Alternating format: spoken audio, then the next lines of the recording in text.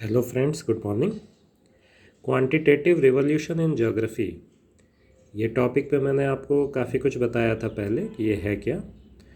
आज हम बात करेंगे कि इसके मेरिट्स और डीमेरिट्स क्या क्या हैं।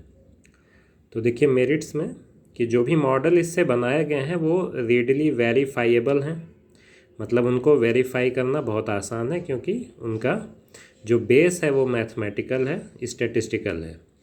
ठीक है। दूसरा, the statistical techniques help in the estimation, interpolation, simulation of data which are necessary for forecasting। तो अगर आपको फोरकास्ट करना है, जैसे सपोज कीजिए लैंडफॉर्म डेवलपमेंट का मॉडल हमने बनाया इन टेक्निक्स को यूज़ करके कि नदी कितना कटान करेगी। मान लीजिए हिमालयी क्षेत्रों में, मान लीजिए गंगा या भागीरथी की बात हो रही है, ठीक है। तो अगले साल वो कितना कटान करेगी किसी पर्टिकुलर एरिया में, तो उसका फोरकास्टिंग जो करना है वो इस क्वांटिटेटिव टेक्निक से संभव हो सकेगा। ठीक है। जो मॉडल अगर बनेगा जिसको प्रॉपर रिलायबल डाटा उसको मिले, मतलब जो सही डाटा हो, उसको लेकर अगर कोई मॉडल बनाया जाएगा तो वो बताएगा जो कि मतलब अगले साल वहाँ पे कितना कटान होगा। ठीक है, इस तरह की चीज़ें। लेकिन इसमें देखिए आगे डीमेरिट्स में या लिमिटेशंस में आप देखेंगे कि इस तरह का रिलायबल डाटा हर जगह अवेलेबल नहीं होता है और सारे फैक्टर्स को कंसीडर करना पड़ेगा। मतलब केवल उसमें अवेलेबिलिटी ऑफ वाटर ही नहीं हो सकता है कि जिन रॉक्स को वो काट रहा हो पानी, वो रॉक्स में कई तरह की लेयर्स हों। ठीक है, कहीं सेडिमेंट्री फॉर्मेशन हो, कहीं मेटामॉर्फिक हो, और मॉडल जब बना उस समय केवल सेडिमेंट्री फॉर्मेशन को ध्यान रख के बनाया गया। ठीक है, मेटामॉर्फिक या इग्नियस को ध्यान रख के बनाया नहीं गया। तो ये सारी चीज़ें हैं, मतलब पूरी आपको एक कंप्लीट पिक्चर चाहिए होगी, तब जाके जो मॉडल बनेगा वो सही होगा। ठीक है। Third, these techniques also help in describing, analyzing and simplifying a geographical system। ठीक है, क्लियर है कि इससे आप किसी जोग्राफिकल सिस्टम को डिस्क्राइब कर सकते हैं, एनालाइज कर सकते हैं और सिंप्लीफाई कर सकते हैं। ठीक है। तो देखिए, चौथा इसका लाभ ये है कि इन टेक्निक्स की सहायता से लोकेशनल थ्योरीज, जैसे इंडस्ट्रियल लोकेशन थ्योरी, ठीक है, या क्रिस्टालर या लॉश की थ्योरीज़ हैं, तो लोकेशनल थ्योरीज़ को आप अच्छे से समझ सकते हैं। ठीक है, और लैंडफॉर्म डेवलपमेंट के स्टेजेस को भी आप अच्छे से समझ सकते हैं, प्रेडिक्ट कर सकते हैं। तो देखिए, इन टेक्निक्स के द्वारा जो भी थ्योरेटिकल स्टेटमेंट है उनको एक साइंटिफिक लैंग्वेज में आप फॉर्मली प्रेजेंट कर सकते हैं, मतलब इन क्लियर एंड कंसाइज वे। ठीक है। और जो मॉडल इनके सहायता से बनते हैं, फॉर्मुलेट किए जाते हैं, उनमें जनरली बायसनेस नहीं होती क्योंकि मैथमेटिकल बेसिस है। ठीक है, तो उसमें सब्जेक्टिविटी कम है। जो आप लिए होंगे, मतलब जो बेस आप लिए होंगे उसी बेसिस पे होगा। सब्जेक्टिविटी, वेगनेस, ये चीज़ें कम होंगी। ठीक है, और इन मॉडल की सहायता से थ्योरी, लॉज, ये सब इजीली बनाए जा सकते हैं। और देखिए last, quantitative revolution based on positivism. तो पॉजिटिविज्म क्या होता है, ये एक ब्रीफ में आपको जानना चाहिए। पॉजिटिविज्म मतलब उन्हीं चीज़ों को माना जाए जो कि साइंटिफिकली वेरीफाइड हों, मतलब साइंटिफिकली वेरीफाइएबल हों, यानी जिन चीज़ों को हम वेरीफाई कर सकें उन्हीं चीज़ों को हमें विश्वास करना चाहिए। तो ये पॉजिटिविज्म की थ्योरी होती है। तो ये पॉजिटिविज्म पे बेस्ड है बेसिकली क्वांटिटेटिव रिवॉल्यूशन। तो इसकी कारण ज्योग्राफी जो है वो मेटाफिजिक्स से या रिलीजन्स के इन्फ्लुएंस से अलग हो सकी और ज्योग्राफी को एक sound philosophical, scientific and methodological base मिल सका। ठीक है, ये सारे इस क्वांटिटेटिव रिवॉल्यूशन के एडवांटेजेस हैं या मेरिट्स हैं। अब हम बात करेंगे डीमेरिट्स या लिमिटेशंस की।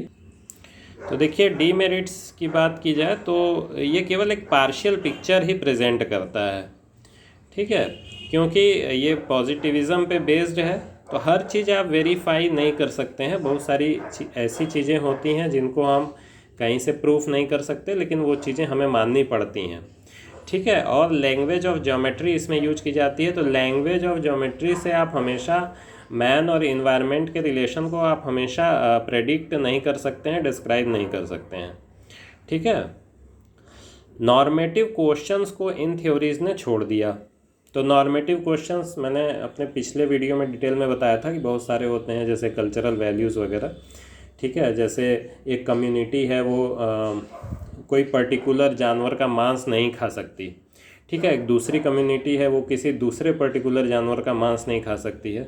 कुछ कम्युनिटीज़ हैं जो कि दूध पीना नहीं पसंद करती हैं। तो ये सब जो है कुछ नॉर्मेटिव क्वेश्चंस हैं जिनको ध्यान में रखना पड़ता है और जिनको इन क्वांटिटेटिव रिवोल्यूशन में छोड़ दिया गया है। और देखिए तीसरा है कि लोकेशनल एनालिसिस को बहुत ज़्यादा इसमें फेवर किया गया है और ये लोकेशनल एनालिसिस हमेशा कैपिटलिज्म को प्रमोट करती है। तो कैपिटलिज्म भी ठीक है, सोसाइटी का एक तरीका है, लेकिन इसमें दिक्कत ये होती है कि प्रॉफिट मेकिंग ही एकमात्र उद्देश्य हो जाता है। ठीक है। और प्रॉफिट मेकिंग में क्या होता है कि अमीर और अमीर होते जाते हैं, गरीब और गरीब होते जाते हैं, क्योंकि रिसोर्सेज का लगातार दोहन किया जाता है। वो रिसोर्स चाहे एनवायरमेंटल हो चाहे ह्यूमन हो। ठीक है। तो उसमें थोड़ा सा मतलब जो एडम स्मिथ वाला कैपिटलिज्म है उसको हम अनुमति नहीं दे सकते हैं, वो ठीक नहीं होता है। उसमें थोड़ा सा जो है गवर्नमेंट का कंट्रोल ज़रूर होना चाहिए। ठीक है। अब आगे चलते हैं। With increased use of automation and sophisticated machinery. ठीक है। ऑटोमेशन बढ़ा, मशीनरी सोफिस्टिकेटेड हो गई। तो ये जो क्वांटिटेटिव रिवोल्यूशन है ये दो प्रॉब्लम्स को जन्म देने लगी, अनएम्प्लॉयमेंट और वेस्टफुल प्रोडक्शन। बहुत सारी चीज़ों का इतना प्रोडक्शन हो रहा है जितनी ज़रूरत नहीं है और अनएम्प्लॉयमेंट बढ़ रहा है क्योंकि सोफिस्टिकेटेड मशीनरी और ऑटोमेशन जो है लग गए हैं हर जगह। ठीक है। अब देखिए मानव हमेशा एक रैशनल पर्सन की तरह बिहेव नहीं करता और ना तो उसके हर डिसीजन जो है इकोनॉमिक ऑप्टिमाइजेशन को ध्यान में रख के किए जाते हैं। ठीक है। जैसा कि साइमन ने बताया था कि अगर कुछ लिमिटेड चॉइसेस दी जाएं किसी मनुष्य को तो वो ऐसी चॉइस को लेगा जिससे उसको ज़्यादातर सेटिस्फैक्शन मिल सके, जो ब्रॉडली सेटिस्फैक्टरी हो रादर देन ऑप्टिमल। ठीक है। तो सेटिस्फैक्शन को ज़्यादा महत्व देता है रादर देन इकोनॉमिक बेनिफिट या ऑप्टिमल चॉइस को। ठीक है। अब देखिए कुछ एजम्पशंस भी हैं क्वांटिटेटिव रिवोल्यूशन के, मैंने अपने पिछले वीडियो में बताया था। तो उनमें से कुछ एजम्पशन है जो बिल्कुल केवल पार्शियली ही करेक्ट माने गए हैं, पूरी तरह से उनको करेक्ट नहीं माना जा सकता। जैसे man has infinite knowledge of his space. ऐसा कोई ज़रूरी नहीं है। हम जहाँ रह रहे हैं हमारे बगल में कोई बहुत बड़ा खनिज दबा हो, ठीक है, तो उसकी हमें जानकारी हो सकता है ना हो और फ्यूचर में वो काम आए। तो ऐसा नहीं संभव है कि इनफाइनाइट नॉलेज हमें अपने स्पेस का होगा। सरफेस आइसोट्रोपिक हमेशा नहीं हो सकती है। दिल्ली की कुछ दूरी पे अरावली शुरू हो जाती हैं और कुछ दूरी पे दोआब शुरू होता है गंगा यमुना का, तो आप आइसोट्रोपिक कैसे कह सकते हैं? मतलब एक उदाहरण दे रहे हैं। ठीक है। और एक और इसका रिस्क है, ओवर जनरलाइजेशन हो जाता है क्वांटिटेटिव रिवोल्यूशन की थ्योरीज़ के कारण। मतलब कुछ ज़रूरत से ज़्यादा हर चीज़ को जनरलाइज कर देते हैं। ऐसा नहीं होता, हर रीजन की कुछ स्पेसिफिक चीज़ें भी होती हैं, हर चीज़ जनरलाइज नहीं हो पाती और न होनी चाहिए। अब इन्होंने कुछ चीज़ों को बहुत ज़्यादा इम्पोर्टेंस दे दिया, कुछ चीज़ों को बहुत कम दिया। तो उससे क्या हुआ कि किसी जोग्राफिकल रियलिटी की केवल एक डिस्टॉर्टेड पिक्चर ही मिल सकती है। ठीक है। तो ये भी एक दिक्कत है। फिर इसकी फाइनल जो क्रिटिसिज्म है वो ये है कि ये रिलायबल डेटा की अवेलेबिलिटी पे डिपेंड करती हैं, लेकिन वो हमेशा मिलता नहीं है। डेवलपिंग कंट्रीज़ में वो हमेशा नहीं मिलता है।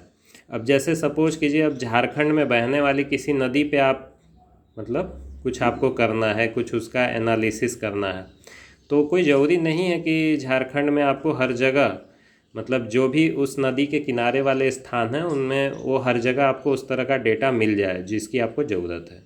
ठीक है। झारखंड में तो हो सकता है मिल भी जाए। मान लीजिए कांगो पे आपको बनाना है, कांगो बेसिन में कुछ करना है, तो उसका कहाँ मिलेगा? ठीक है। तो डेवलपिंग कंट्रीज़ में ये सब चीज़ें दिक्कत रहती हैं। अवेलेबिलिटी ऑफ डेटा एक बहुत बड़ी समस्या है।